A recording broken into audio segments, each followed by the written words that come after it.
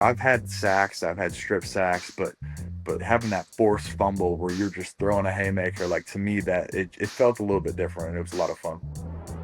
So much made coming into this year with you guys losing Ben Johnson on the offensive side and then Aaron Glenn on the defensive side. How are they going to recover from losing both coordinators after the run of success you guys have had in recent seasons? So, like, does that chatter even come into the building and like affect how you guys approach anything at all? Yeah, yeah, I was never too worried about it. I'm always a big believer, especially in the NFL. If you have your foundational core players, you Mhm. can pretty much plug any coach into that system. And as long as they're putting their players in the right positions, it's all about, the NFL is all about a one-on-one matchup league, and if you can win your one-on-ones or not. So that's why I was never too worried. And yeah, we've had a lot of success so far, so we're just gonna try to keep it up. Yeah, no, and that's interesting. You mentioned the core players, and it reminded me of something your head coach Dan Campbell said a couple weeks ago. I think it was when he was like, "Our best players practice the hardest," right? Like, there's no debate about it. So, in your mind, like, who is he kind of talking about, and like, what are some examples of those guys that we are thinking of, like, really showing out in practice? Like, any cool stories you could share from that? Yeah, I think it's what makes us different a little bit is a lot of those top players on our team that our team depends on those big moments. When you look at our camp practices and how we compete against each other every single day, I think that is it's a big difference in how we operate. So I think that's our edge, and we own that and we thrive in it. And yeah, it it's not the most fun at all times to operate like that, but it pays its dividends in the long run. Yeah, I think we've definitely seen that with what you guys have been able to build there.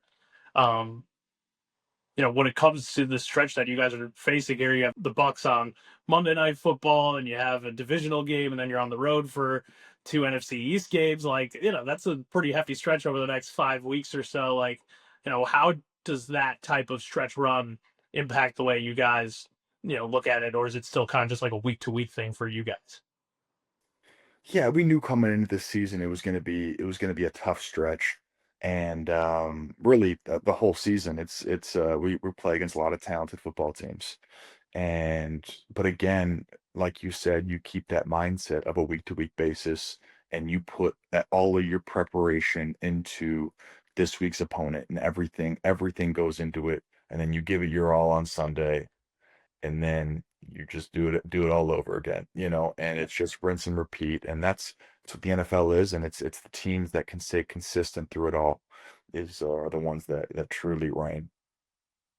I know you've talked about it a bunch, but one of the things that I definitely wanted to ask you about was like what kept you going last year when you're not playing, but the team's having this awesome run of success. Like what kept you attacking your rehab, and was there ever really a chance? So many reports out there about like if they make this point in the playoffs, like he's coming back. Like how true were those, and how much were you really working to get back on the field? It was a huge motivator to have that Super Bowl run in my head to get me back for it, and unfortunately we didn't make it there. But man, in those moments, in those weeks leading up to it, it's like I was really getting ready, mind, body, and spirit, to be ready for that game. And unfortunately, we lost. But I think it really helped expedite my rehab and expedite um, you know, just my mentality when it comes to things. Usually when guys get hurt and they go to IR, it's pack your bags, let's get ready for next year. But with me, it was that opportunity to come back for the Super Bowl. So it was it really kept me going forward, even on the hard days. Yeah, how much of this like break was there between like the injury happening and then you realizing that there was like this possibility where you could come back? Like how much time had passed in between that? Do you remember? They told me before I got surgery. So when I got to the hospital before I got surgery, the doctors came up to me and said I could be back for the Super Bowl, depending on how things went. So just hearing that immediately was super reassuring, and I really avoided a worst case scenario situation, and it was really a best case scenario. So yeah, it was amazing. It was great. At what point in the off season this year did you realize that you were like back, that you were ready to go?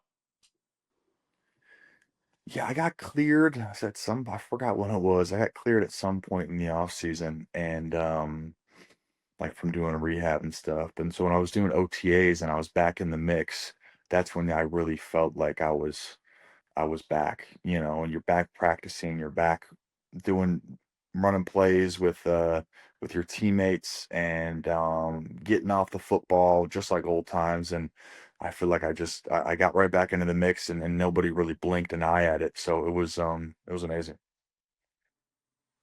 Now that you have been in the league for a few years, are there pass rushers? They could be your contemporaries. They could be guys from the past that maybe have come across more now that you've been studying them. But like, are there players that you have a deeper appreciation for now at your position now that you've been professional for a little while?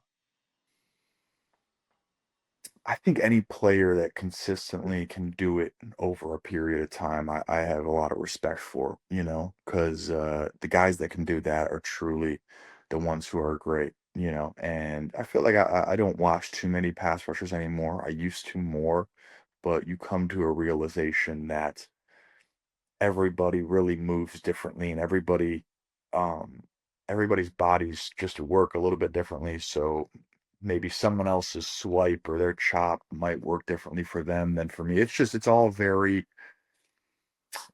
personal preference and how it feels for you. So I've really honed into that and really try to analyze my own game as well as I can to keep moving forward. One guy within the Lions operation that's really caught my eye, and maybe it's not just the schemes that he's drawn up for you guys on defense, but his reactions on the sideline. I'm loving Kelvin Shepard's energy and what he brings. So, what has it been like to work with him a little bit more, and how have you seen him kind of transform into his new role of defensive coordinator for the Lions?